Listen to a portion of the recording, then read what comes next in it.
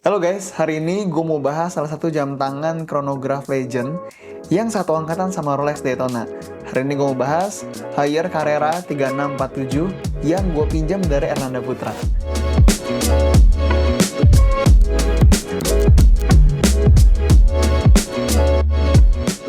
Halo guys, gue Dika. Nah, jadi jam tangan yang gue mau bahas itu Haier Carrera reference number 3647. Nah, jam tangan ini sebenarnya keluar barengan sama Rolex Daytona di tahun 1963. Nah, sejarah singkatnya, sebenarnya si Jack Haier, itu CEO Haier pada saat itu, terinspirasi dari salah satu balapan yang terkenal banget di tahun 1950-an, namanya Carrera Panamericana. Nah, dari balapan itu, Jack Haier punya misi untuk bikin jam tangan yang legible, yang mudah dilihat untuk dipakai balapan. Nah, makanya keluarlah jam tangan Haier Carrera ini. Yang menurut gue desainnya itu memang sesuai dengan fungsinya. Jadi menurut gue jam tangan ini memang form follow function dengan history yang kayak tadi. Jam tangan ini punya material stainless steel, silver dial, terus yang paling menarik itu size-nya. Size-nya 39 mili.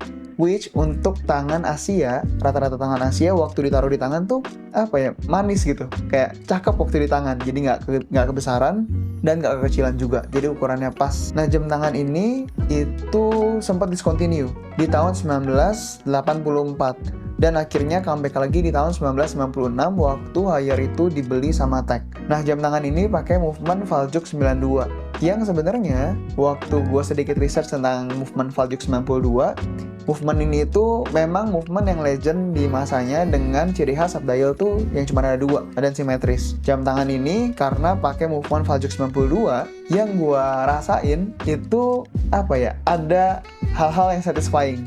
Dua hal sih menurut gue. Pertama itu waktu di manual wind. Oh ya, jam tangan itu manual winding. Nah, yang kedua itu waktu pushernya dipencet, pusher chronograph dipencet.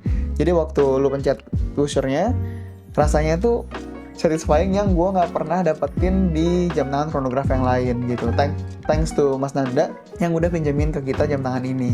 Nah, impresi gue waktu pakai jam tangan ini tuh memang ceritanya waktu Mas Nanda post di story jam tangan ini, gue tuh dan gue rasa kayak banyak orang yang into jam tangan ngeliat jam tangan itu langsung ke hook, langsung kayak wih, jam tangan apa tuh. Nah, itu impresi pertamanya. Nah, waktu dilihat memang yang bikin menarik adalah karena desain dari jam tangan ini tuh sangat simetris sih menurut gue. Jadi nggak ada date window-nya, memang cuma dua subdial. Carrera Haier-nya itu logonya ada di tengah, sama ada test switch di bawah juga gitu. Jadi sangat simetris dengan hands yang nggak kelebaran juga, nggak ketipisan juga. Jadi memang menurut gue ini jam tangan desainnya itu wajar kalau jam tangannya dibilang jam tangan yang salah satu chronograph paling ikonik sepanjang masa. Nah, masuk ke wearing experience-nya. Jadi kemarin waktu jam tangan ini dipinjemin, kayaknya karena ini kan jam tangan yang dipakai untuk balapan nih. Akhirnya gue coba pakai jam tangan ini bawa mobil.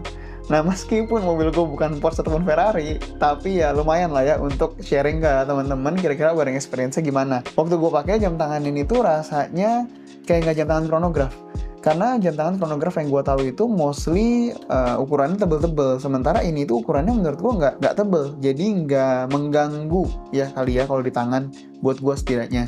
Karena memang ini jam tangan yang didesain form follow function banget. Jadi waktu dipakai ya memang sesuai dengan tujuannya, yang untuk mengatur kecepatan, melihat lap, kecepatan di lap per lapnya berapa. Yaitu memang jam tangan ini sesuai dengan functionnya. Dan menurut gue jam tangan ini juga punya desain yang timeless. Nah, kenapa timeless? Karena terakhir itu beritanya si Tag Haier itu bahkan reissue jam tangan ini tapi dengan subdial 3. Nah, yang ini kan 2 gitu. Jadi jam tangan ini punya desain yang timeless juga untuk dipakai sehari-hari. Nah, ataupun kalau berikutnya diganti yang lebih dressy, kayaknya jam tangan ini masih masuk juga. Menurut gue dari wearing experience, history, design, jam tangan ini wajar kalau dilabeli salah satu jam tangan chronograph paling ikonik sepanjang masa. Sekian dari gue, mari kita memperbesar lagi watch community di Indonesia. See you guys, bye!